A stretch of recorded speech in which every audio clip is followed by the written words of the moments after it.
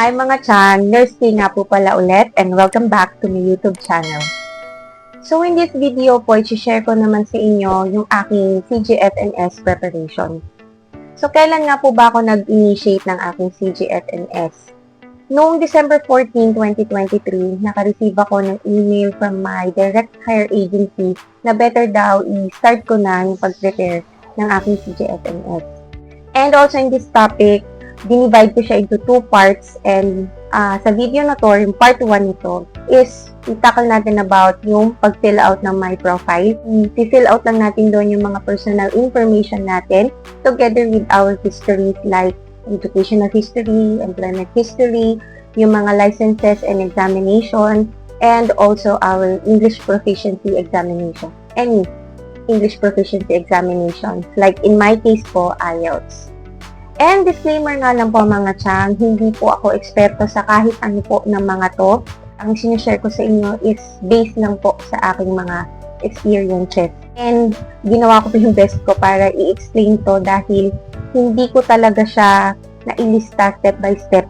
Kasi 2023 ko pa nga to nagawa. Tinry ko na yung best ko para maalala lahat. So, thank you and let's start. So mga chang, ito yung part 1 ng aking CGF-NS preparation, no? So, unang gagawin ninyo is punta kayo sa CGF-NS Connect, then click nyo yung applicants. So, sa mga wala account, click nyo lang yung create an account, then fill out yung mga what is needed information. There are also questions that are answerable with yes or no. May security questions din kayong mga gagawin together with CGF-NS. Login tayo. Punta tayo. Yan, so nandito na tayo. Nga pala mga chang, disclaimer lang po. I am not an expert on any of these and this is only based on my experiences. Kaya pasensya na if magulong yung mga explanation ko. Matagal na rin ko kasi itong inasikaso or ginawa. So, na-try ko lang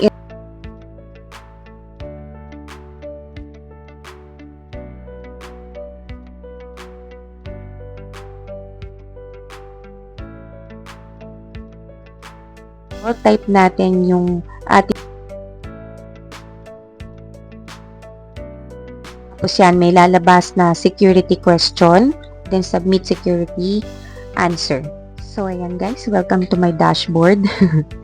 So, sa dashboard, meron lang siyang applicant photo, tapos may contact information, authorized agent, authorized representative. So, dito sa experience ko, sa pag-prep ko ng CGF-NS, meron siyang dalawang portion. Meron dyan yung my profile, kasi dun magbe-base yung CGF-NS sa lahat ng info na ipoprovide ninyo para maging eligible kayo na mag-purchase ng CGF-NS services or yung visa screen. More on, fill out na lang siya ng mga basic information mo, tsaka mga history, like yung employment history, educational history, yung sa mga license, and even yung kailan ka nag-take ng IELTS exam or any English exam. Tapos, yung pangalawang portion naman is yung sa completion ng requirements sa visa screening, which is nag-i-involve ng third party, yung magsisend ng mga documents mo dun sa CGF-NS. Sa part na to, ng aking vlog, dun muna tayo, or ng aking video, dun muna tayo sa my profile, kung saan mag-fill out tayo ng mga information. So, click lang natin si my profile. Ayan. Ito yung my profile ko, no. So, kung mapapansin ninyo, dun sa left portion, merong 10 section dyan na naka-green highlight na may nakasulat na complete. Pag bago pa lang kayong nag-aasikaso, red yan, tas incomplete yata yung nakasulat. So, yung first section is my profile. So, sabi dito, there are 10 sections to complete in my profile along with the personal profile summary used to transmit your personal profile to CGF-NS International. So, every time matapos nyo yung isang section, i-click nyo lang yung next button or yung save changes. Wag nyo munang kiklik yung submit and transmit to CGF-NS nang hindi mo pa natatapos to kasi hindi mo pa tapos, matatransmit mo na, i-review na nila yon. So, baka mag-back to zero pa kayo. Yan, until hindi nyo nasasubmit and transmit sa CGF-NS, example, kompleto nyo na, hindi naman din ito mare-review ng CGF-NS. So, start muna tayo sa sa personal information. So, ito lang yung mga basic information mo, like yung first name, middle name, last name, other names nyo. Ako sinulat ko yung maiden name ko, personal details such as yung sex, yung birthday, merong yes or no question din, like kung meron ka bang SSN number, or meron kang background check. Andito rin yung current citizenship, mga languages that you speak, write, profession ninyo, registered nurse, and yung passport information ninyo. So, kung makikita nyo, may next button dyan, yan ang i-click natin.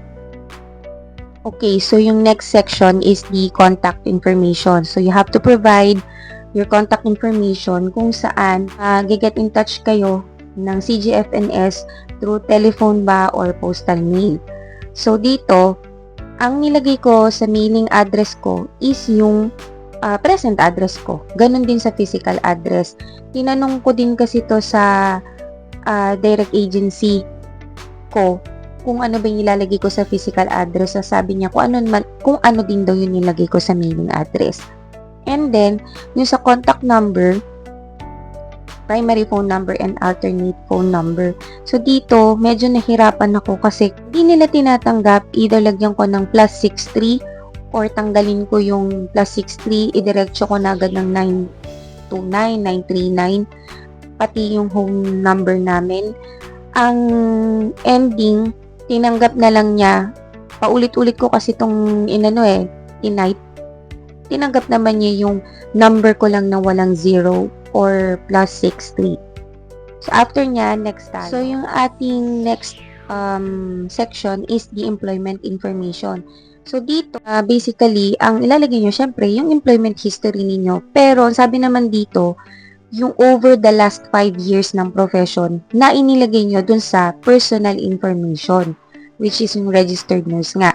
So, yung akin, inilagay ko, experience ko for the last 5 years. And then, kung magdadagdag pa kayo, click nyo lang yung add employer record. So, ito yung lalabas dun. I-fill out nyo lang yung mga needed details or information like profession, employer, address ng organization, position mo, date employment started, yung kung ikaw ba ay employed ba sa facility na to, then just click submit, Okay, then let's click next. So, next section naman is the specialty certification. Hindi na ako naglagay or wala akong nilagay na specialty certification dito. Kaya clinic ko na yung not applicable. Tapos, if meron naman kayong ilalagay, you can click the add specialty button dito. Tapos, lalabas din yung add specialty certification record tab. And then, just fill out the needed information dito. Like yan, specialty, again, address and organization. Tapos, click submit lang. Yan. So, after nyan, next tayo. So, itong pang 5th section natin is the continuing education or revalidation. Sa pagkakaintindi ko, ito yung mga education pa na tinake up nyo after nung like example sa akin, nung BSN ko, kung ako ba nag-take pa ng mga special, ng education, so hindi naman ako nag-man or nag-ano pa man. So, clinic ko si not applicable. Pero if meron kayo, just click the add continuing education button. Lalabas din dyan yung add continuing education record tab. Same lang, katulad ng ibang mga naunang section, just fill out the needed information, then click submit. And then, next po tayo. Tapos, guys, dito sa licensure or registration information section, ito naman yung ating licenses na hinuhold natin and is active, currently active. Currently na nga active pa. So, syempre, ilalagay natin is yung ating PH license and of course yung ating US RN license. Click nyo lang yung add license record. So, lalagay mo lang, kunwari, anong country, PH license natin, lagay mo lang country, yung state or province na territory kung saan ka nag-take, authority kung saan, yon yung PRC Manila, ganon. Anong profession mo, anong title mo, tas title in original language, yung PNLE, Philippine Nursing Licensure Exam. Tapos, address ng facility organization, yun nga, address ng PRC, license renewal details, yun nga, has your license for this country jurisdiction ever been renewed? Oh, yes. License details, tapos, does your license expire, and so on and so forth. And, just click submit. Same lang din with our USRN license. Ganon din naman yan. Lalagyan nyo lang yung address, kung saan nyo tinig, etc., etc. Okay? So, next tayo. So, dito naman sa section na to, yung licensure or registration examinations, ito yung mga examinations na tinig natin na may license. Hindi ko na sinama pa yung HAAD exam ko dito kasi hindi naman na siya active, no? Ang lalagyan natin syempre yung ating PH or yung PNLE at saka yung NCLEX examination. So, click lang natin si Add License Examination Record. Okay. So, sa tab na to, let's say, PNLE muna tayo. Select query. Anong profession mo? Registered nurse. So, ano yung country? Jurisdiction.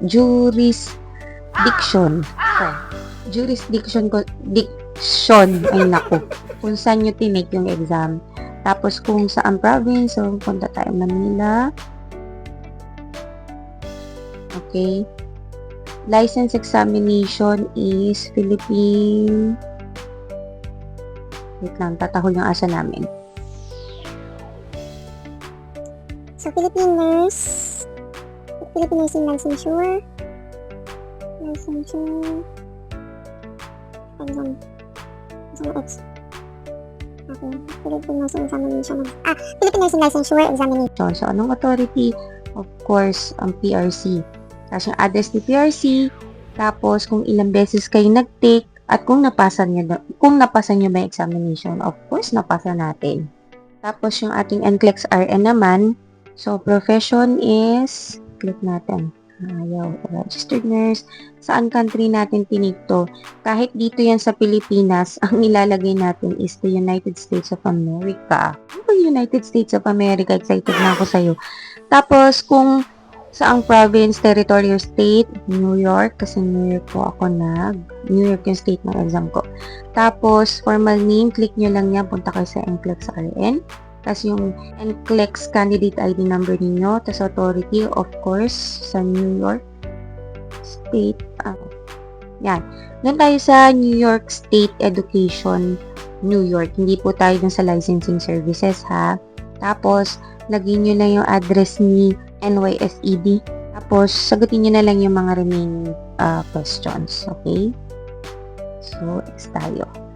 Next po tayo. Okay, so, si next section is higher or tertiary education information.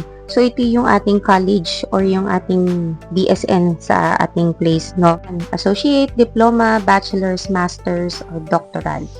Tapos, ito, syempre, kung saan ako graduate, add natin yung higher education, ano tawag dito? Button. Naglalag na ako. 12:30 na ng madaling araw, no? So, ayan, add nyo lang or edit yung higher educational record. So, dito, i-fill out nyo lang din yung mga needed information regarding your tertiary school, no? Address, same lang yan. Then, click submit. Next tayo is the general education information. Next section is the general education information. So, this section should include primary, lower secondary, and higher secondary school education. Ito yung elementary and yung high school tayo. Hindi na syempre sinasama yung preparatory level, no? Ngayon, add general education lang tayo. So, ganun din. Yung primary and lower secondary, ito yung elementary days ninyo or yung pinasok nyo ng elementary. Ilagay nyo lang yung needed information like yung level education, saang country, anong name ni school, and so on. Dito kailangan, as much as possible, malaman ninyo yung admission and completion date ninyo. Ngayon, if lang wala kayong record dyan, baka pwede nyong i-email yung school ninyo para malaman kung kailan kayo graduate or yung attended school years nyo sa kanila. Pwede naman yun kasi ganun din naman yung ginawa ko. Kasi nagdududa ako dun sa mga report cards ko noon Kaya, nag-email na lang din ako dun sa school namin. Same lang din naman yung pinag-attendan kong school sa elementary and high school. So, ayun naman. Next tayo. Okay, so ito yung English Language Proficiency Test. So, ayan, naka-itemize naman kung ano yung mga English exams na to. IELTS, TOEFL, TOEIC, Cambridge Assessment English, MET, OET, Pearson PTE, Academic Score, Report Code. Ano talagang binasa ko, no? Tapos, punta lang tayo sa Add English Test Record. Silipin nyo lang. Ngayon, if kino-comply nyo siya or itong section or itong portion ng CGFNS na to na hindi pa kayo nagtitik ng IELTS exam, pwede nyo munang skip to. Total, isasubmit nyo lang naman siya pag kumpleto na. Since hindi pa kumpleto, edi syempre, skip nyo muna. Okay, so leave it blank muna. Pero if ever, ito yung gagawin, or ito yung mga needed information. Yung test name, kailan kayo nag-take, tapos yan, unique English identifier, date you requested the testing agency to send your test information. Explain ko na lang din to dun sa second portion ng CGFNS preparation.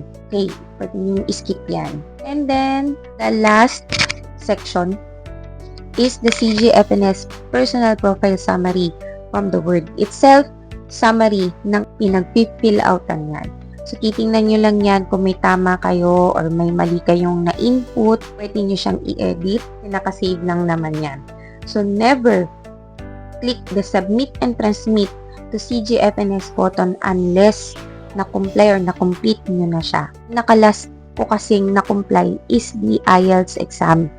So, halos same date or same day kung sinubmit and transmit sa CGFNS to, pati na rin dun sa next portion na gagawin natin, yung may mga third parties na, no. Explain ko na lang yon kapag sa next video ko or next vlog ko. So, ayun lang. Log out na tayo or balik tayo sa dashboard. Okay. So, yun lang naman. Okay. I-try ko din na sundan agad tong vlog na to kasi medyo madugo yung pag-explain ng susunod kong CGFNS portion. Kasi talagang tinry ko yung best ko na maalala lahat. May mga steps doon na parang same lang din as NCLEX preparation. Pero syempre, mas maganda na rin yung ma-explain ko din. Pero based yun sa experience ko, ha. So, ayun lang guys. Thank you for watching this magulong video. Sana kahit konti na enlighten ko kayo, no? So, thanks for watching. Bye!